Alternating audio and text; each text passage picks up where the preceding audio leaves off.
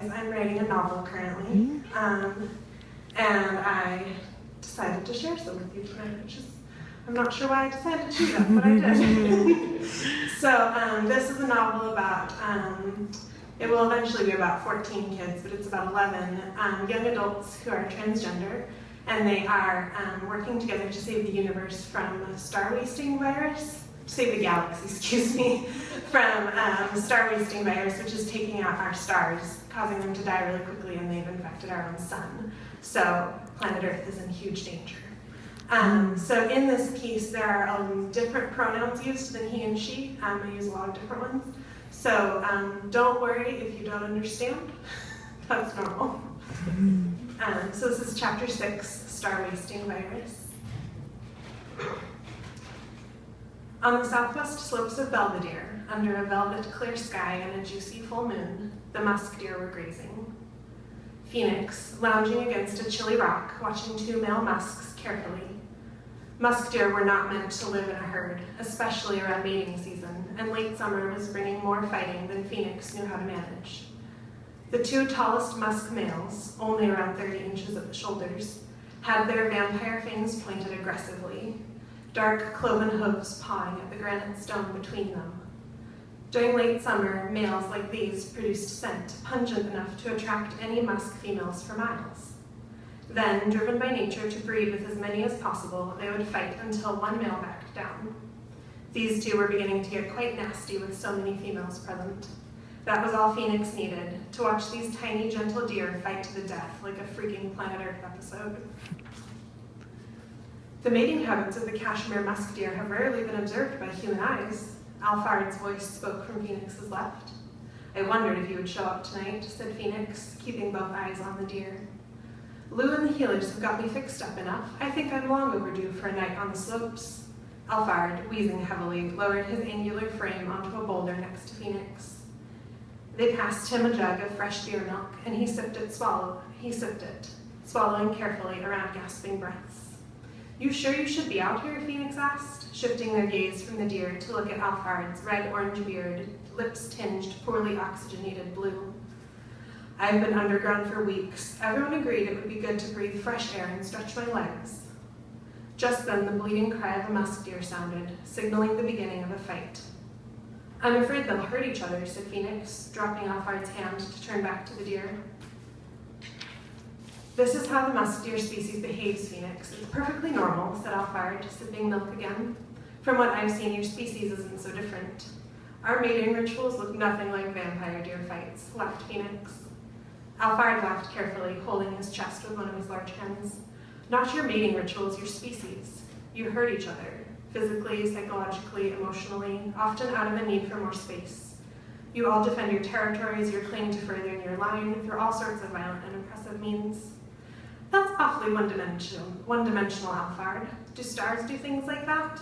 Phoenix asked, crossing their arms over their chest and watching the brown and black deer circling one another. Not really. As stars expand, so does the universe. We don't lack space nor opportunities for companionship. What would we fight over? Laughed Alphard. But you said, back when you taught us about space-time, that sometimes the stars conflict and work together to solve it, said Phoenix. What conflict?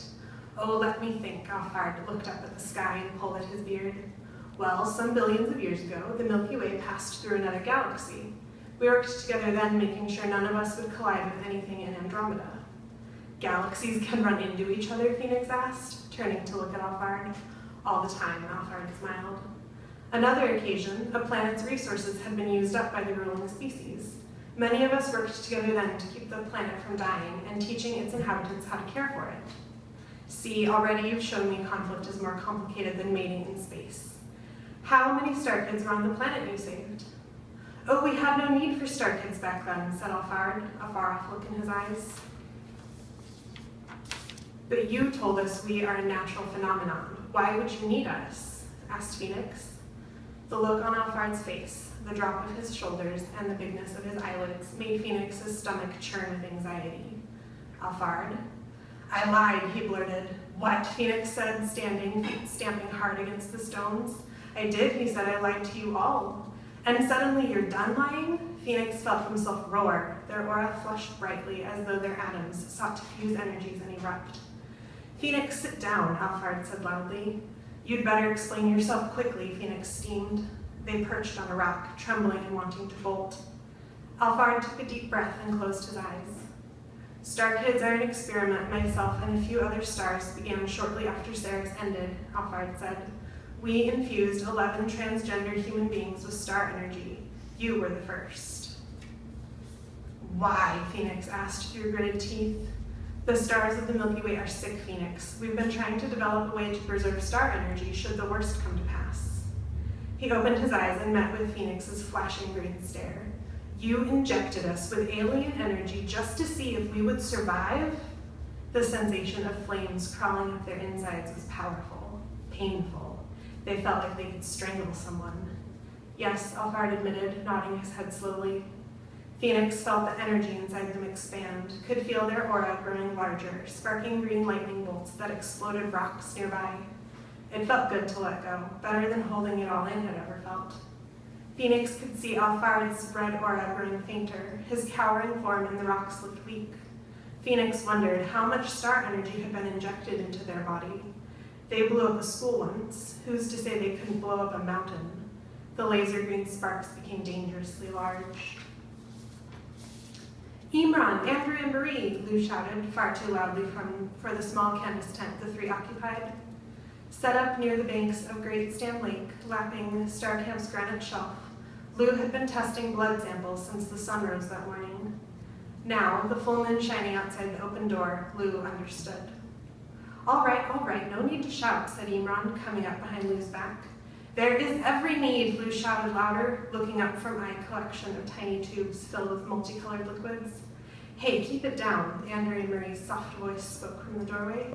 I figured it out, Lou said, still many decibels above normal. Figured out what? Imran said. Lou looked back to Imran's youthful face, traces of black patchwork stubble poking through here oily skin.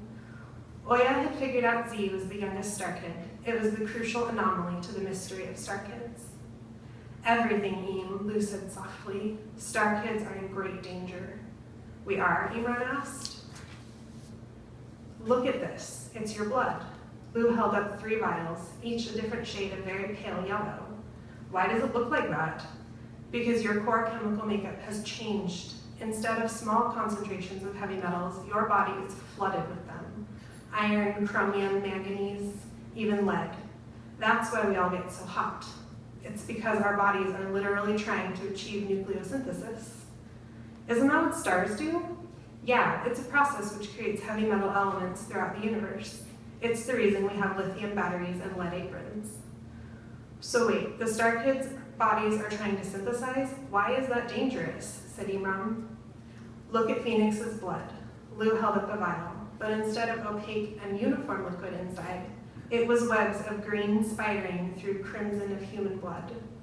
Whoa, what's wrong with Phoenix?